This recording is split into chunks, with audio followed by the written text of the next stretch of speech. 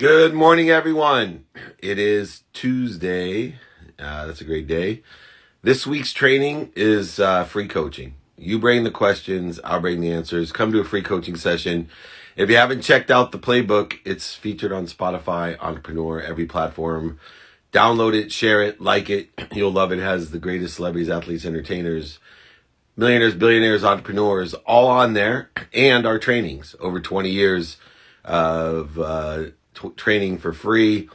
If you want, you can join my text community. It's right above me at 949-298-2905.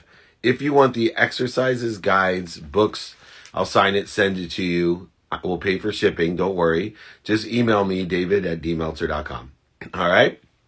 We'd love to have you. Let's get the questions rolling already in here. One person alive or dead that you'd love to meet. Jesus. And I'd like to clarify some things with him or Einstein.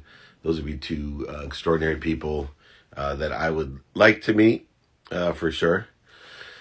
Best story you've recently heard. I really like that story about We'll See, with the guy that just keeps saying we'll see, and people think either that he's destroyed or successful, and every time he says we'll see, and then something happens the other way, and he'll say we'll see. And we'll see is a great story. And check out search.dmeltzer.com and search we'll see and see what comes up. You'll see the videos on the story of We Will See. And that's the approach that I take. Remember, perception is infinity and thoughts are infinity. And we have to have a relationship between our thoughts and our perceptions and the collective thoughts and collective perceptions of how that all works. And I'm on an endless journey of trying to figure that out. Search.dmeltzer.com. Search We'll See. And hopefully you'll find a video on the story of We'll See. Let's keep them coming. Here we go. What should I do if everything looks like it's not working out? Then think that it is. If everything looks like it's not working out, it's working out. Be confident that you are exactly where you're supposed to be and you're angling to what you want, and you're going to have faith that you end up somewhere better.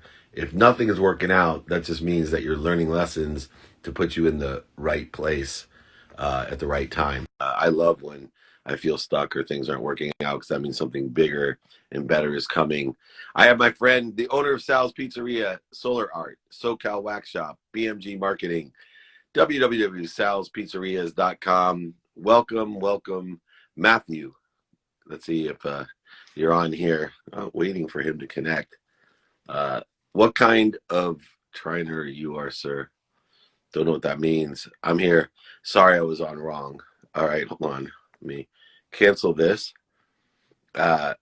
Matt, we'll add you this way. Not a problem. Matt D'Arienzo. He is at Matty DZO, and there he is, the ultra entrepreneur. What's going on? Oh, sorry, I was on the Sal's Pizzeria one, and so I was on the wrong handle. So Yeah, I saw that. I tried to let you join. Well, you have Sal's Pizzeria, Solar Art, SoCal Wax Shop, BMG Marketing. You are a true entrepreneur. I think the first question that everybody has is, I'm having a tough time just dealing with one business. How do you deal with four? I mean, I just love it. I love it. I mean, you have to love it because it's consumes me. Like, it's my hobby. Like, when on the weekends, whenever, like, all I could think about is business and different businesses and how to grow it and how to make changes, and like, it's just, I just have such a passion for it. And so that's people ask me that question. It's the only reason I think I'm able to do it is because you have to really, really love it truly to be able to spend as much time as I do on it. So, I mean, it's a simple answer, but it is what it is. Yeah, well, I think people that can distinguish activity they get paid for from activity they don't get paid for, and can learn to love what you love to do. You talk about it. It's my hobby. Well, we learn to love golf. We learn to love tennis. We learn to love baseball, football. We learn to love fantasy or whatever else you're in.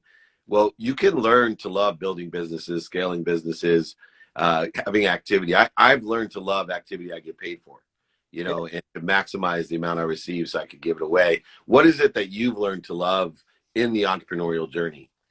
I think it's the connection with people and seeing, I was thinking about this the other day. I'm like, what as an entrepreneur, you think about, what is your legacy? What do you do? What are you skilled at? Like, how do you quantify what the skills are of an entrepreneur? And then when I think about all my businesses that I run and the different employees that I manage, it's like, I don't tactically do anything. I don't make the pizza.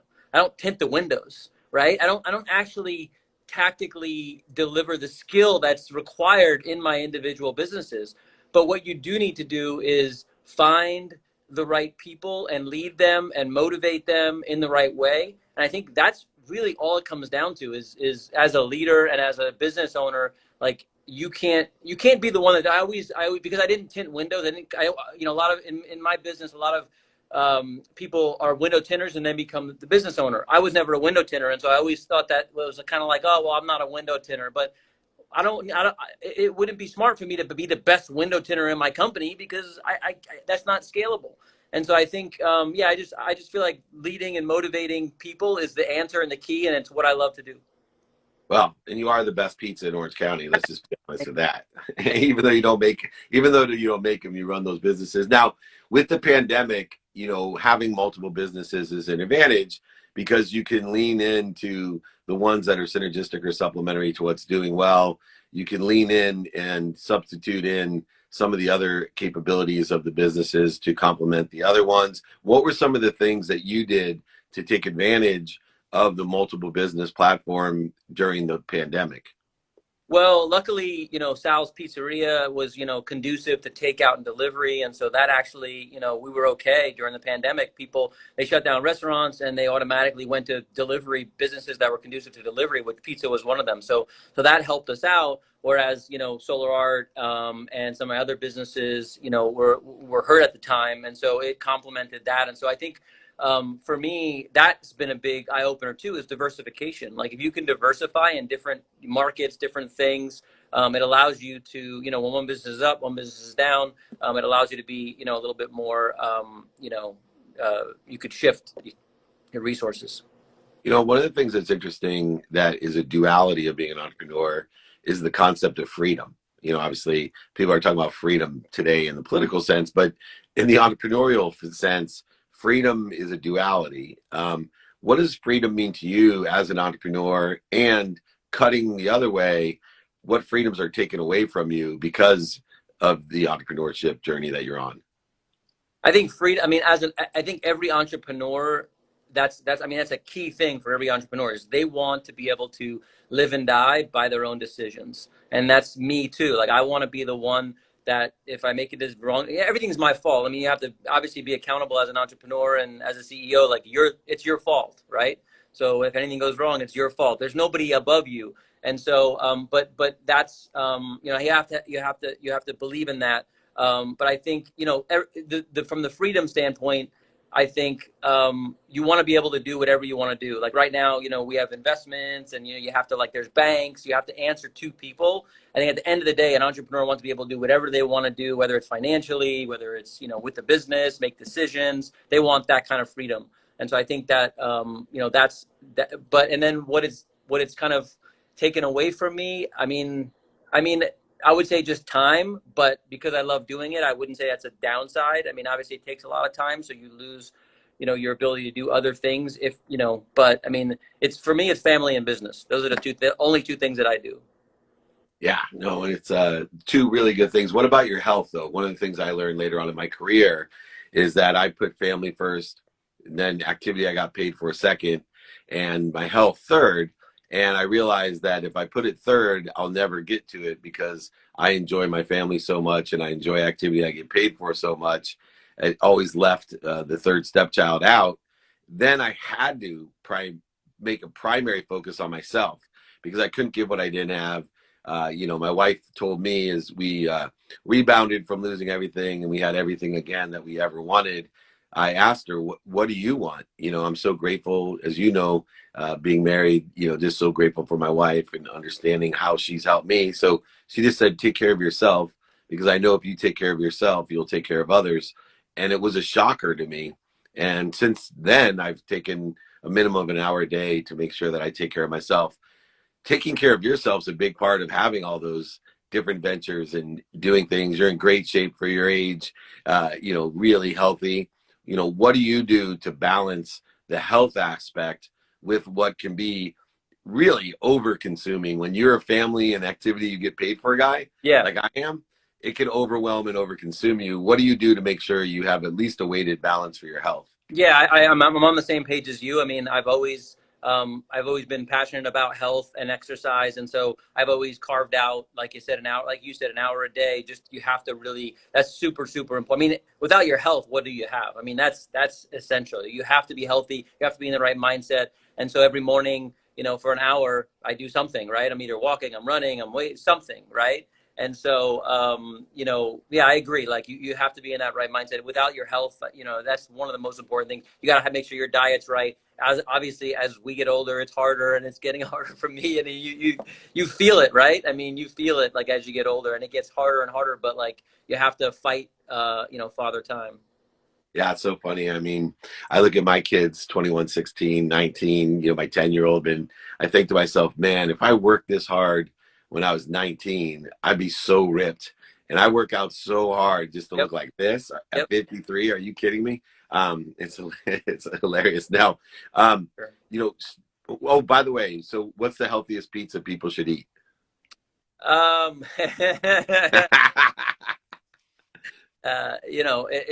but yeah, look, it's fresh tomatoes, it's Yeah, fresh dough, I it's love pizza. fresh mozzarella. It's all fresh stuff. I mean, you go to Italy, they live till like 100. So I mean,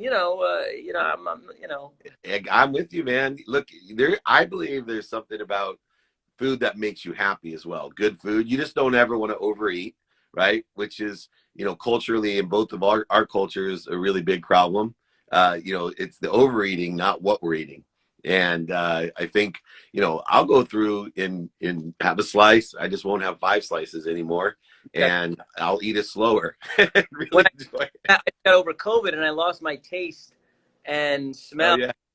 it messed with my head because you're eating and you're not tasting anything, and it's a really weird feel. Like I got depressed because you don't have that, you don't get that high of eating. It's really weird, and you're like, oh my god, if I don't taste anything for the rest of my life, it's a really weird feeling. If anyone else has had COVID, it's crazy. Yeah, I saw some funny videos of people that had it, and they were tasting all kinds of funny things. If I had that happen, I'd eat celery. I'd lose so much weight. Just if I'm not going to Right. taste, what No, good is it? yeah, it was crazy. Mindset, real quick, and then I'll let you go. Obviously, the nice thing and the bad thing about having 4 businesses is I always said it's very rare that you have a completely good day. Just as a business owner alone, one business and one family alone will give you enough variety of good and bad that'll allow you. And so I believe that it's a great training ground for an unbelievable positive mindset. What were some of the things that you've learned over the years to keep a positive mindset with so many good and bad things coming at you? There's no way you could manage the businesses and the things that I have going without a positive mindset, because at the end of the day, like as a CEO and of any business, like you're the last line of defense, and when shit hits the fan, it comes to you. And so you have to deal with that. I mean, I'm mostly putting out fires all day, right, on certain things, and so and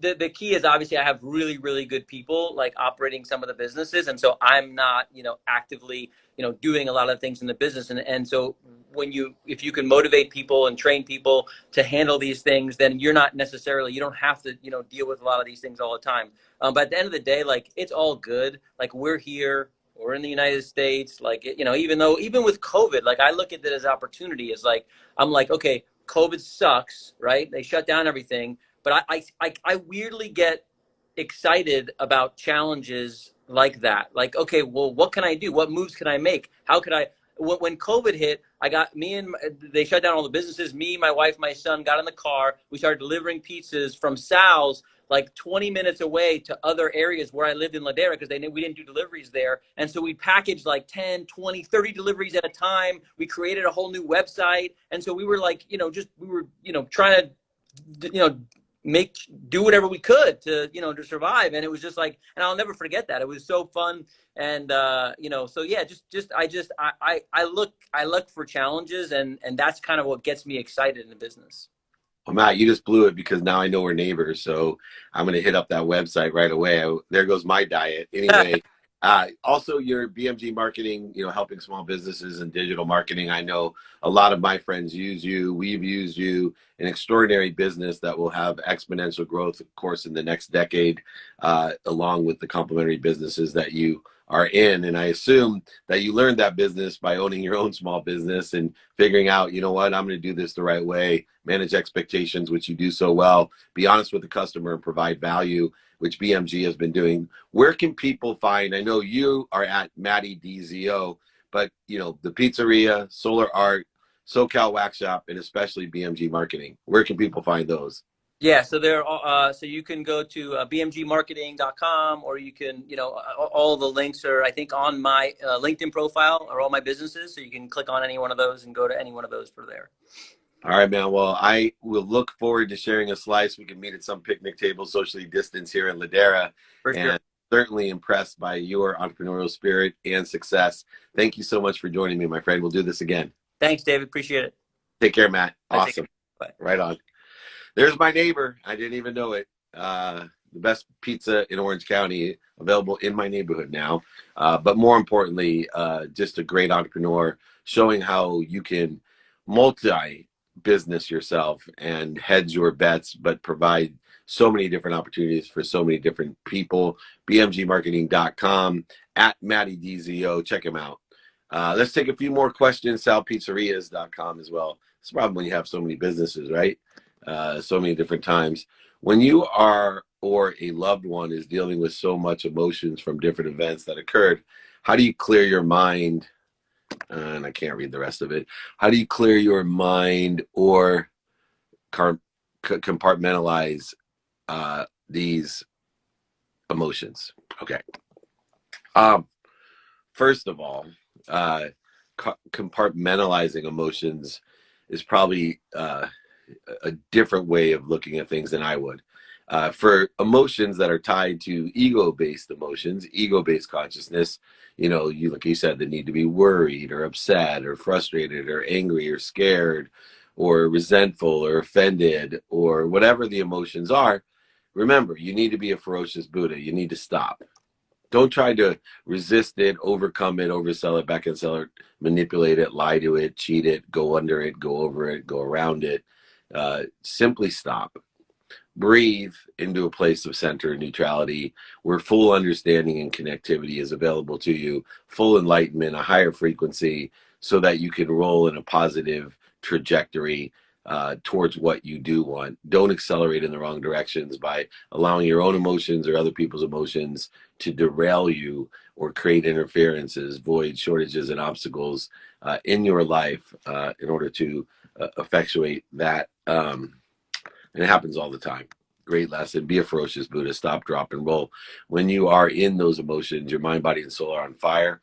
Remember, if you're on fire, stop, drop, and roll. How can a consultant make more money?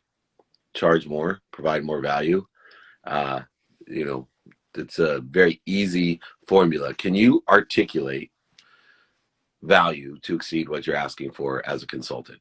It's that simple. Can you articulate the value to exceed what you're asking for as a consultant, as a teacher, as whatever it might be? What's next week's training, Mommy Issues, about? All right. So this week's training, by the way, is free coaching.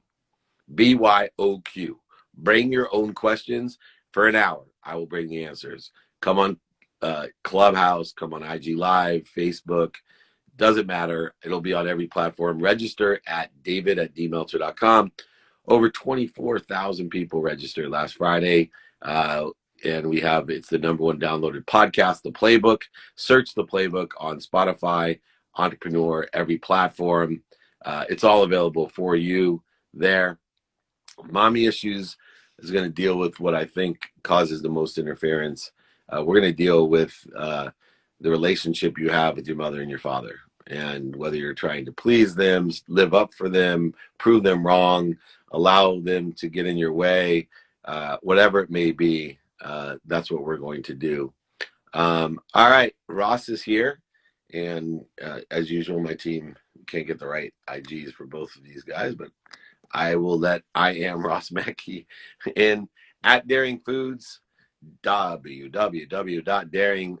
co-founder and CEO of Daring. And we're dealing a lot with plant-based vegan solutions. This one's incredible. Hello. Hey Dave, how are you?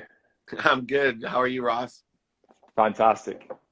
Well, you have something that very much intrigued me. Obviously the Impossible Burgers changed the world. Plant-based food is on the rise like never seen before. But you have a clean plant-based chicken. And that just sounds extraordinarily not only healthy, but delicious. Give me an idea. Obviously you raise a lot of money.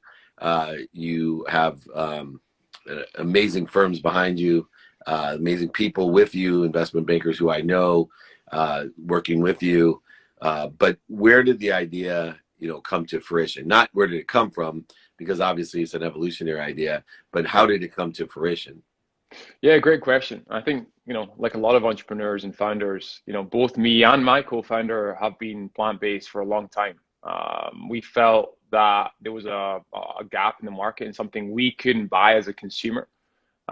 So naively at the time, we set out to do it ourselves. We were plant-based. We'd taken that decision for health, but we were eating quite contradictory products that had a long list of ingredients, carrageen, maltodextrin, things we didn't even know what they were. So we sought about to build something that we felt we wanted, and we were missing in the market. So like we always say, this was a product for real need, and that was where the early ideation came from. And do you see Chick-fil-A someday carrying the plant-based chicken the way that the hamburger joints have the Impossible Burgers? These food service locations have to get up to speed. If you miss out on it, whether you're vegan or you're not, that's the way the market is going. And I think, from a commercial decision, it makes sense for these large food service locations to be offering these items. Yeah, I see in the mass implementation or adaptation for plant-based foods, even at the very least, it's balancing your diet with plant-based food. So I'm an omnivore, probably always will be an omnivore, but I eat far less meats than I ever have, and diversification. And it's just really nice to eat clean. Yep. 2 out of 3 meals, or 2 out of 3 every day, whatever it may be. And I can feel a different, the amazing thing about plant-based for me is, there's a lot of things that take a long time to feel, like really working out. If you start running, you're not going to feel good for at least 2 weeks. Guaranteed. Exactly. Guaranteed. But I will tell you, if you eat clean for one day, you'll feel different the next day. It does not take long for your system to respond to what's better for it by the way that you feel. One of the other things I want to look at that you and I share is hyper competitiveness. You had a lot more talent than I did as an international tennis player, but I was an average Division III football player in college. Awesome. But I was hyper competitive, and I carried what I learned from sport over into business, and I had much more talent for business than I did sport, and it has served me over the last 35 years extremely well to apply all the things that I learned about being competitive in sports. How about for you? You started being an entrepreneur at 22. How have you transformed this stuff that you've learned from being a competitive tennis player into being such a competitive entrepreneur? Good question. And there's without doubt, synergies in sport and business. Tennis was a very individual sport. I'm lucky that I'm building this with a team, a co-founder in the beginning. So it wasn't just myself, but ownership. When you step onto the court or onto the field, like you cannot hide, especially in tennis. It's you versus another individual, and it's about ownership. But I think most importantly, it's about being super nimble. We say it as a company, big on vision, nimble on tactics. I don't know how I'm going to get there, Dave, but I'm going to get there. No plan B. Whether it's raining, it's windy, and growing up in the UK, that was very often. I had to adapt constantly. And in business, especially in the early days, being nimble, being able to move left, right, up, down, is something that I find really important. So whether my opponent came on the court, changed his game, I had to change my game. Whether it was raining, change. So being very nimble is something I felt is very cross-functional across business and sport. Yeah, and I think you've nailed one of the reasons that I invest in entrepreneurs is that ability, that desire that they must be what they can be. Yeah. And if you can find that in a young entrepreneur and allow it to develop with something called humility, meaning asking for help. As I look down your bio, you have some extraordinary mentors, from Judy Murray, to obviously Howard Schultz and Dan Levitan, all the guys that I've known, and women that help to elevate others to elevate themselves. Through the commonality of all your great mentors, as I see a common denominator as the ability to must be what you can be, what's one of the things that you see as a common denominator between all the extraordinary mentors that you've had in business? Is there a common gene, thread, or habit that you see that is amidst these mentors that you have? That's funny. We've recently done an exercise building our company values, and we look at what it means to be daring. But one of the values that our lead investor Mavron have is this phrase about being non-normal. Picking non-normal founders, and I suppose we branched it as this idea of being daring. Being very taking a chance, taking on the chin, aim higher, and strive for greatness. It's this resilience and grit, and I think whether it's very late in your days when you're slightly more advanced than I am in my journey, but this idea of being non-normal and daring is something that I've seen time and time again. A lot of this is pattern recognition. A lot of these traits people have had, and I've seen in these mentors, is very consistent, and there's a common thread, and a lot of that is just sheer resilience for sure. Yeah, that enjoyment of the consistent, persistent pursuit of their potential. It's funny because people, as you know, in sport especially, talk about, going the extra mile. Yeah. But daring.com, your philosophy, your mentor's philosophy, are a book that I'm going to write someday. It's called The Empty Miler. Because that falls into, I think, a more positive concept than not normal. Because extraordinary is not normal. But the empty miler, the people like you that, go and run where nobody else would run. In fact, people will laugh at you, scoff at you, make fun of you for running that empty mile that nobody runs over there. Why would you run over there? That's never going to work. You're never going to get anywhere on that mile. The empty miles, what I look for with that combination of the desire to be extraordinary, to be not normal, to be, the best of your potential. Last thing real quick, one of the difficulties I had when I was your age, very similar attitude and aptitude that you have, because I had early success like you, I lost a great quality that I had to bring back into my value system, which is humility. My ability to know that I don't know, to ask for help, to not buy things I didn't need, to not buy things to impress people, to not seek people's approval. Just a variety and litany of ego-based consciousness that today at 53, it's so much more easy, especially after losing everything in my 30s. It's so easy to be humble, to not know what I don't know, to be a hypocrite, and to learn. Have you had ego-based challenges of humility, having such success at a young age? Or if not, how have you kept your ego in check through, such great success at such a young age? Well, first of all, I feel like we haven't even started. We haven't even made a dent on what we've been set out here to do. I think first of all, it's why you're doing something. We measure ourselves by impact, not pure financial, results. So, our goal as a company is to remove chicken from the food system. Every single day, we selling products to achieve that. So, until daring needs to exist no more, this mission is still nothing to be celebrated. So we've got a lot of work to do. I think being humble is something that you're constantly learning. What thrills me and drives me every day is to get better each day. So at the same time, I'm surrounded by people who are better than me. So I'm constantly learning. But there's no doubt that we've seen early product market success, but we've got a long way to go to really drive an impact. So staying humble, and quite frankly, my mother would not allow me to be any different. Well, mine wouldn't either, but I did it anyway, like a moron. But I've learned my lessons and to help empower other people in the same direction as you. Now, it's interesting because, Howard and Dan, have a firm, great relationship with money, and we'll also let you know that the greatest impact you can have is to have the greatest wealth, because it allows you to shop, Sure.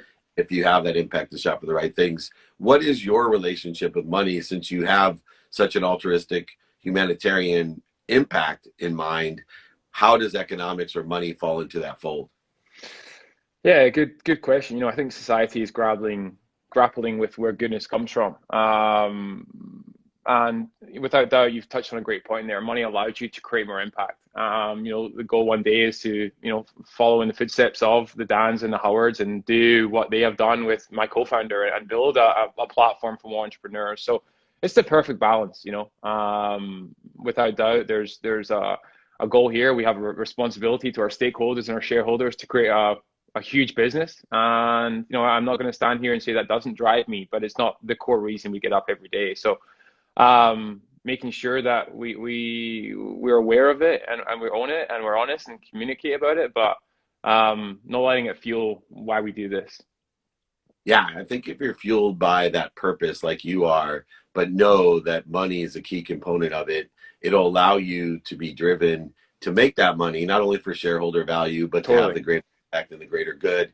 And I definitely want to send you, I wrote a book called Connected to Goodness, as people are in search of goodness itself. I wrote a book about being good and what goodness is, and that clear and concise connection that we have with the greatest source of love, light, and lessons, that you're obviously running that empty mile at such a young age. And I'm cheering you all the way. I got your back, my friend, and you can reach out Appreciate it, David. anytime you want. People can reach you www.daring.com, at Daring Foods. And we, of course, we have, I think it's at Ross McKay, you signed in under here. Where else can people reach you? Or are those good? Those are perfect. Instagram, daring.com. Appreciate it. Dave, so great to talk. Thanks for connecting. Appreciate it. Anytime, my friend. Come back on. I'm proud of you. Keep up the good work. Keep changing the world. Thank you so Thank you, much. man. Bye. You got it. Entrepreneurs will save this world. We're not only going to change it. And it's people like Ross McKay who will change the world and save it. You'll see. It'll all happen to do and to run the empty miler. He's an empty miler. And Christina, you're an empty miler. Jakey Bakey, Fleshner, you're an empty miler. Daring.com. Dare. Melissa Burton. Is that the Melissa Burton? The Academy Award winning Melissa Burton, my friend Melissa Burton, that I went to high school with, my sister's friend. Do not switch one fresh pillow for what's my pillow? Whatever. Anyway, all right, let me take a few questions. Hi, Melissa Burton. Good to see you. What's your favorite type of pizza? All meat, the works. And those are my favorite. Not very healthy, but definitely a one slice wonder. So keep your moderation in all things. When you talk about identifying whether something is overbought or oversold, what does that mean? So the seasonality of things provide opportunity. The opportunity is provided when people oversell something, meaning they sell too much of it and the price goes down, or they overbuy something and the price goes up. So if something's overbought, right, you want to sell it, meaning people are willing to pay too much for it. If it's oversold, you buy it, meaning people aren't charging enough for it. It's that simple. The margins of millionaires are made between overbought and oversold. Let me quote this again. So look for seasonality in a business or an industry and know that the margins of millionaires are created by the margin between overbought and oversold. Buy when things are oversold, the price is too low. Sell when things are overbought, which means the price is too high. Buy when the price is too low. Sell when the price is too high. The margin of millionaires is created in between. I hope that helps. Sure helps me. All righty. Easiest way to make money, by the way. Biggest change you are making in your life this year.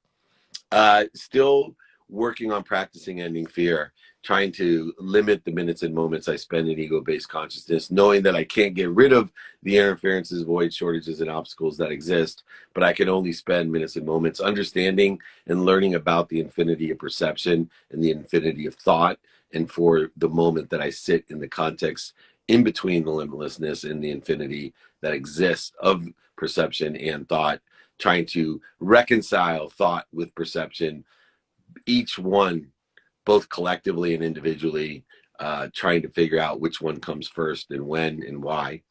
Very, very deep stuff that I'm studying. Not sure it's relevant to anybody, including me, but it's certainly interesting and, really inspires me. So I know I went from simplicity to complex. How do I get David Meltzer to be my podcast guest? If you want me to be a podcast guest, right, I do 5-minute phone calls, 20 minutes meetings and interviews. All you need to do is email me, david@dmeltzer.com. I will be happy to be a podcast guest. We book out interviews every day. I allot time 7 days a week for interviews so that I can get to everyone. I am accessible and productive and gracious, and I appreciate anyone that would like me to come on their podcast. Just please respect the time that I allot in order to allow me to be accessible to everyone. So 5-minute phone calls, happy to have those with anyone. 20-minute meetings and 20-minute interviews. I will book myself 7 days a week. I enjoy that and enjoy your request for those. So thank you very much.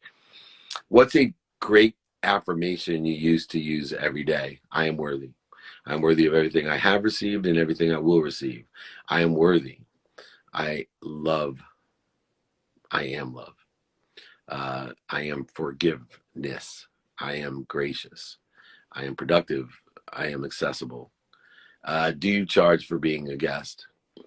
Only if you're willing to pay me. Sometimes I don't like to charge to be a guest. No, I'm sorry. But I will encourage people to join my private group or buy books to give away or something like that. But no, love to share empowering other people. JP, how do you like that? All right, let's finish up here. Training on Friday is free coaching. BYOQ. Bring your questions. Bring your own questions. I'll bring the answers. And free training there. I like this 111 thing. Here we go. What do you do if you find your passion but don't know how to apply it to life? Look, ask for help. Once you know your what, you take inventory of your personal what, your experiential what, your giving what, and receiving what, then find who sits and has your what and ask them for direction. The easiest way to get to where you want to be is find someone that's already there and ask them for directions. No problem. Please call your son so we can chat. All right. Awesome. Not sure exactly how do you control negative thoughts and emotions. I don't control the negative thoughts or emotions. I cancel them. I stop, drop, and roll. I control myself when I have negative thoughts and emotions, and I limit the amount of negative thoughts and emotions by focusing my intention and attention on the positive things and attracting more of the positive things, not focusing on what's missing, what I don't have, what other people want from me. I'm focusing my attention on what I want, creating the coincidences I want, the mathematical equation of luck. If you are not one of the 24 or 25,000 people that have registered for my free training on Friday, please do so. David@dmeltzer.com. You can join my text community right here, 949-298-2905. Remember, everyone, this week's training is a free coaching session. Bring the questions. It's on Clubhouse, Facebook, Instagram Live, and register at david@dmeltzer.com, completely free. If you want my books, guides, exercises, those are free. I will ship them to you. I will pay for shipping. If you want to catch any of the old millionaires, billionaires, entrepreneurs, celebrities, athletes, entertainers, or my trainings, just search The Playbook. It's on Amazon Prime. It's on Spotify, featured there. On Entrepreneur, featured there. 2-Minute Drill, featured on Amazon Prime Video. My new TV show, that's on Bloomberg. It's on Amazon now.